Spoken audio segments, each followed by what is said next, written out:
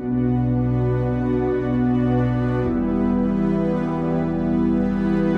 skilled and seasoned ranger, Walter Jenkins, lives alone on the border of the Okunjima Game Reserve in Namibia. His old wooden house is situated within a golden grassland where only the sounds of the wind and birds can be heard. His sole companion is Rex, a loyal and intelligent German shepherd. Every morning, Walter and Rex get into their old Jeep to begin their patrol of the game reserve. They navigate through tall grasses, bushlands, and areas known for wildlife tracking.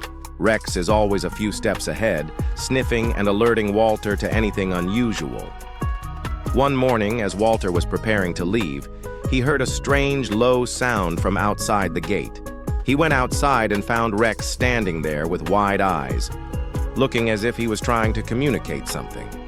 Huddled behind Rex was a leopard cub, its spotted fur visible against the red earth. The cub looked weak and confused, its eyes panicked and its breathing fast, as if it had just survived something terrible. Walter froze for a moment, his heart pounding.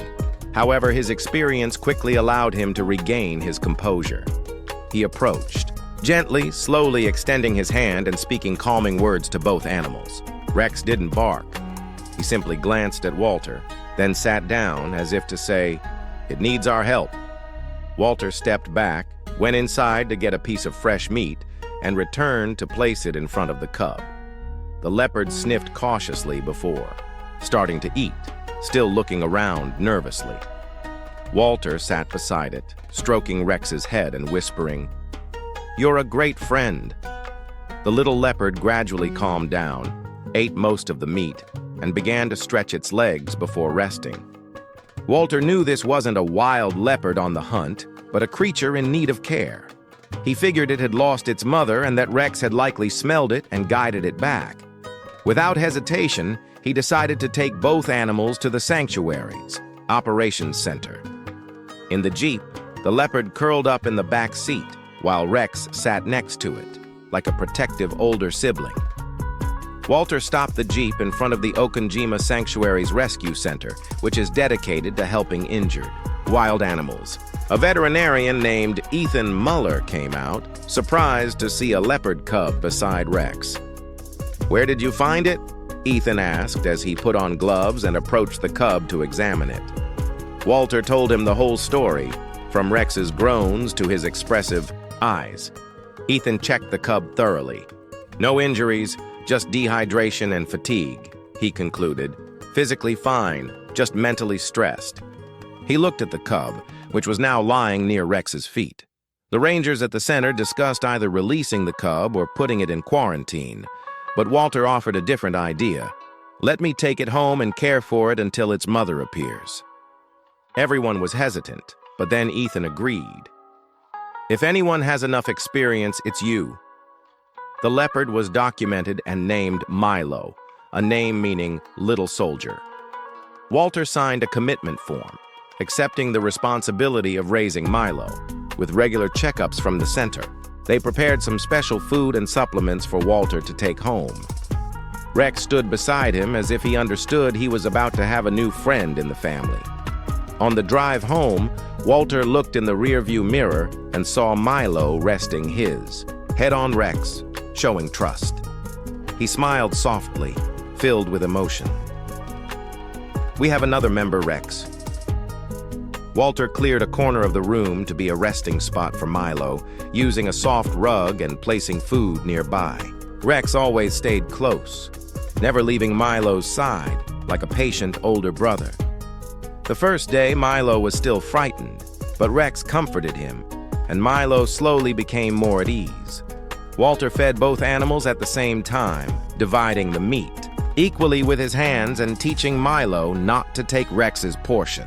Milo learned quickly, behaving politely as if he understood the rules.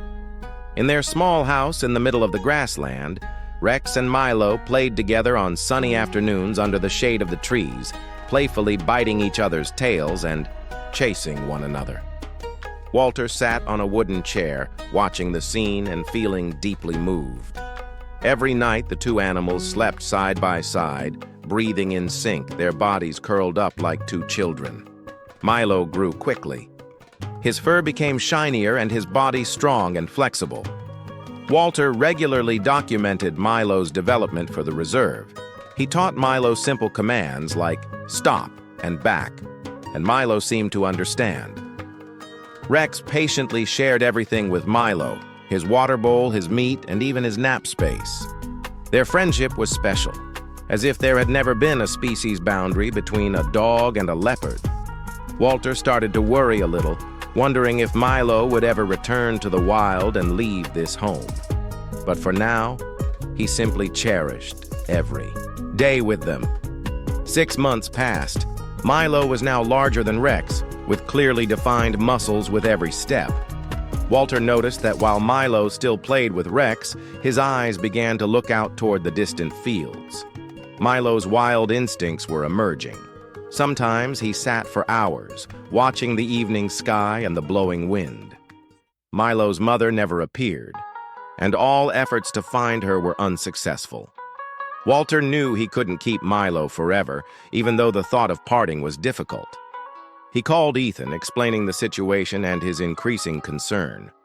Ethan and the Rangers came to the house, checked on Milo, and agreed to take him to the reserve.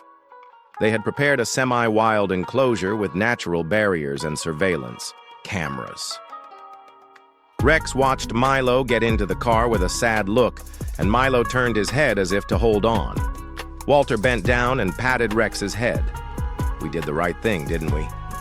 The car drove off, taking Milo away from the familiar porch and back to the world he belonged to. The reserve had arranged a separate area for Milo, large enough for him to be trained and adapt. Initially, he resisted, refusing to eat and making small howls that echoed in the forest. But Milo gradually adjusted, began walking along the fence, and learned to live in the wild. Walter watched from a distance, observing every step of the creature he had come to see as his son. In the semi-wild area, Milo was trained by rangers in stalking, climbing trees, and natural reactions. A robotic prey was used for practice, and Milo showed interest and quick reflexes. Walter and Rex still visited regularly, and each time, Milo would run over and gently lick Walter's hand. Rex and Milo would roll around on the grass, playing, as they had before, despite the changes time had brought to them. Walter sometimes brought a piece of fresh meat, and Milo always ate it with gratitude. The ranger said Milo was progressing quickly and would soon be released into the wild. Walter didn't say much, just smiled, but his eyes were often watery. Every time he left, Rex would look back as the car drove away, as if wondering if he would see Milo again tomorrow.